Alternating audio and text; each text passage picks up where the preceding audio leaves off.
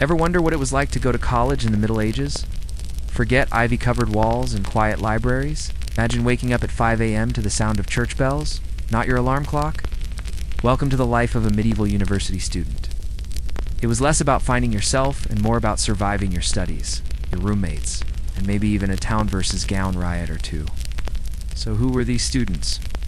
Mostly men, and almost all of them were training to become clerks, which back then meant anyone who could read and write Latin, destined for a job in the church or government.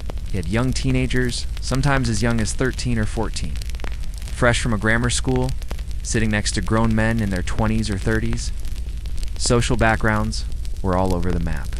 Sure, you had sons of nobles, but you also had boys from humble families, whose villages might have pooled their money to send their brightest hope for a better life. Getting into university wasn't about standardized tests. It was about knowing enough Latin to understand the lectures and having enough money or a sponsor to pay your way. Once you were in, your day was brutally structured. It started before sunrise with morning prayers, followed by the first lectures of the day. And when I say lectures, I mean it literally. The word comes from the Latin lectura, meaning a reading. A master or professor would stand at a podium and read from a single, incredibly expensive, handwritten book. Your job as a student was to frantically scribble down every word. Paper was a luxury. So many used wax tablets, which they could wipe clean and reuse. Forget asking questions during the lecture. That was saved for later. Classes were held in rented rooms all over the town, not in dedicated campus buildings like today. These rooms were often cold, damp, and crowded. Students sat on the floor or on rough wooden benches, huddled together for warmth. You'd listen to lectures for hours covering the 7 liberal arts, the Trivium, which was grammar, logic, and rhetoric, and the Quadrivium, which was arithmetic, geometry, music, and astronomy. This was the foundation before you could move on to the higher faculties of law, medicine, or the most prestigious of all, theology.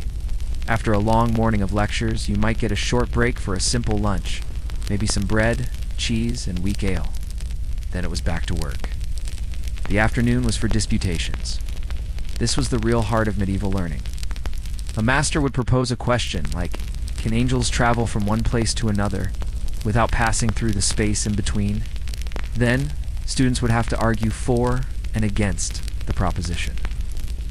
Using logic and citing authorities like Aristotle or the Bible, these debates could get incredibly heated and were the main way students honed their critical thinking and public speaking skills.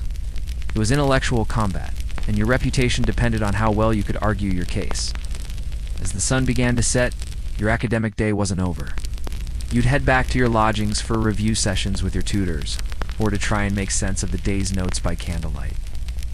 And where did you live? Dorms as we know them didn't really exist at first. Many students rented rooms in town, often cramming 4 or 5 guys into a single tiny space.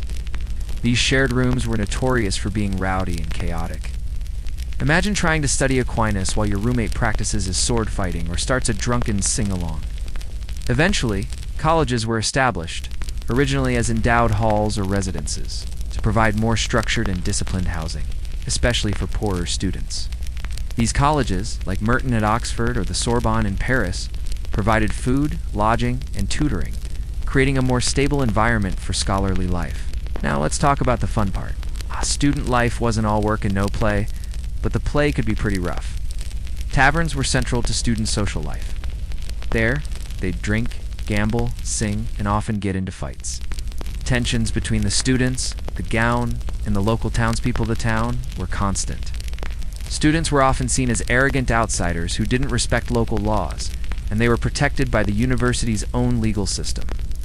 This led to frequent brawls and even full-blown riots. The most famous was the St. Scholastica Day riot in Oxford in 1355, which started over a dispute about the quality of wine in a tavern and ended with dozens of people dead. So yeah, your modern campus rivalries have nothing on that. Students also formed nations, which were like fraternities based on where you came from.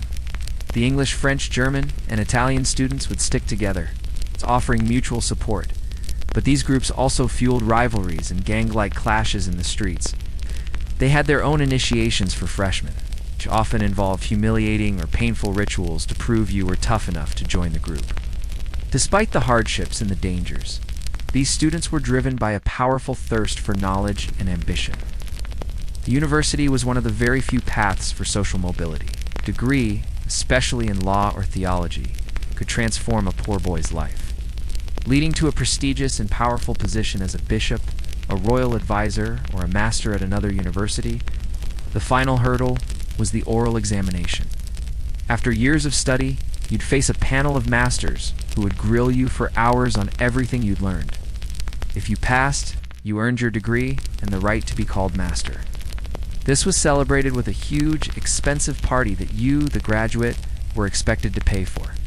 For many, this meant going into debt, but it was the ultimate status symbol, proving you had made it.